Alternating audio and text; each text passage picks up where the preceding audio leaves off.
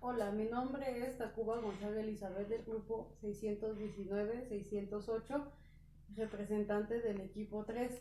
El tema que nos tocó explicar son presiones anormales. En este video se explicará la definición de las presiones anormales, de la clasificación tanto alta como baja, el equipo de protección personal, el programa de seguridad y las medidas de seguridad y el control. Yo les voy a explicar la norma oficial mexicana número 14 de la STPS del año 2000, que dice así: expresión laboral o presiones ambientales anormales, condiciones de seguridad e higiene. Su campo de aplicación involucra a operaciones de buceo y exposición a presiones ambientales bajas. Su definición se refiere a presiones altas o bajas. Mi nombre es Jorge Alberto Chávez Castillo y yo les voy a hablar sobre las presiones anormales, que se clasifican en presión ambiental alta y presión ambiental baja. La presión ambiental alta es aquella que ocurre en los lugares de trabajo cuya magnitud es de 1520 milímetros de mercurio o mayor. Y la presión ambiental baja, que es aquella cuya magnitud puede provocar una reducción de la saturación de oxígeno de la hemoglobina hacia lugares donde existe una presión atmosférica de 522 milímetros de mercurio o menor. Para ello se debe contar con un equipo de protección personal. Para el personal que labore con presiones anormales en su trabajo, ellos deben contar con un equipo de comunicación electrónico integrado al dispositivo de respiración, un tanque de aire de reserva para casos de urgencia, arnés de seguridad en el que se debe integrar el umbilical, trajes y guantes de material específico para el trabajo que se va a desarrollar, además de un cuchillo o navaja, profundímetro, una brújula y un manómetro de presión para el tanque de buceo autónomo, un accesorio de flotación o un chaleco que nos permita mantener la cabeza fuera del agua, una fuente de inflado manual diferente al abastecimiento de gas, una reserva de gas respirable para cada buzo. Por mi parte eso fue todo, muchas gracias. Hola, buenas tardes. Yo les voy a hablar sobre las medidas de seguridad en actividades de presiones bajas. La primera es contar con exámenes médicos de nuestros trabajadores para saber su condición física y su condición de salud. La B es no rebasar la jornada máxima del periodo de aclimatación, ya que esto puede deteriorar la condición física de nuestros trabajadores. La C es contar con trabajadores capacitados en primeros auxilios, ya que puede que haya alguna emergencia y este personal se hará cargo de ello. La D es contar con un botiquín de primeros auxilios. Eso será para atender las lesiones no tan graves, ya que de lo contrario se tendrá un transporte de inmediato que se transportará a su hospital más cercano. F.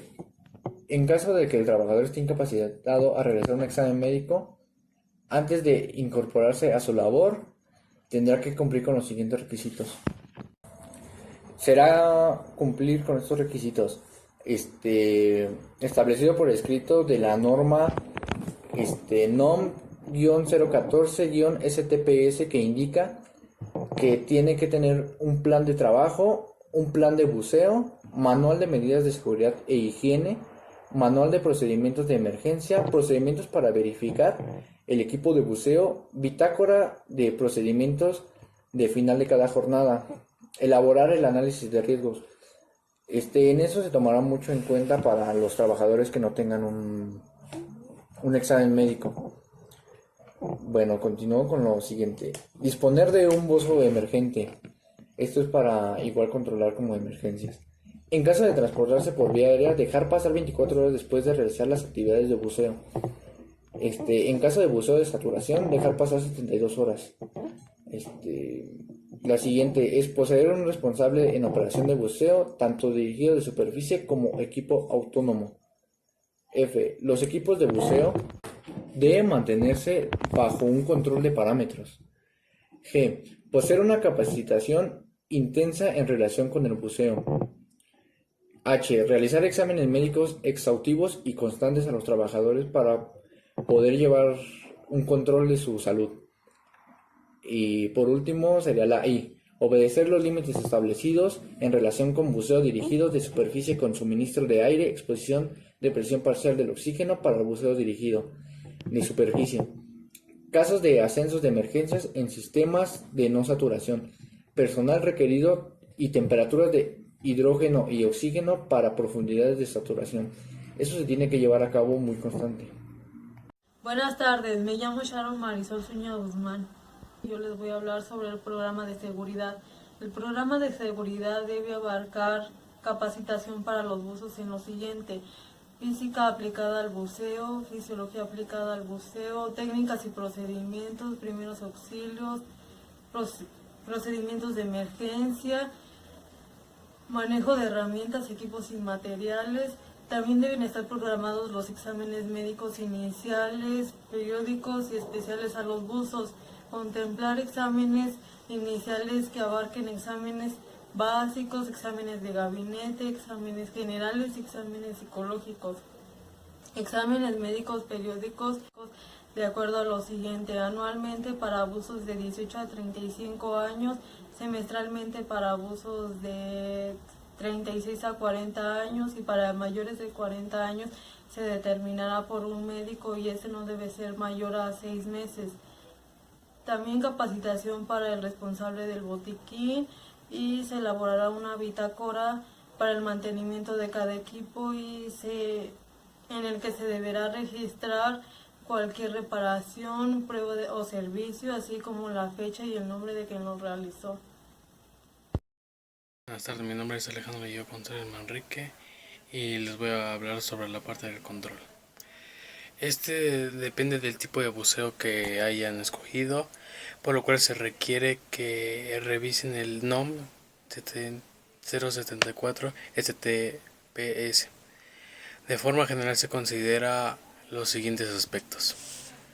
Número 1. Para el buceo con equipo autónomo y dirigido a la superficie con suministro de aire, se debe disponer con suministro de mezcla de gases y con el buceo de saturación por cada buzo en el agua, que debe estar un buzo emergente, o sea que debe existir un buzo emergente cada vez que estén buceando con otros.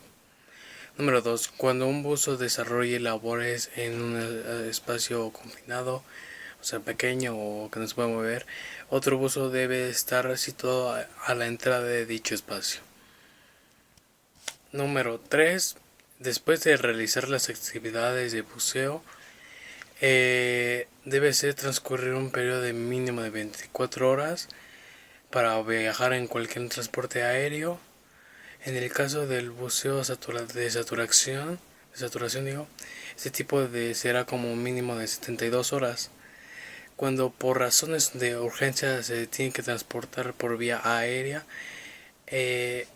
a un buzo que haya estado expuesto a expresiones anormales de alta presión, se observarán los siguientes aspectos.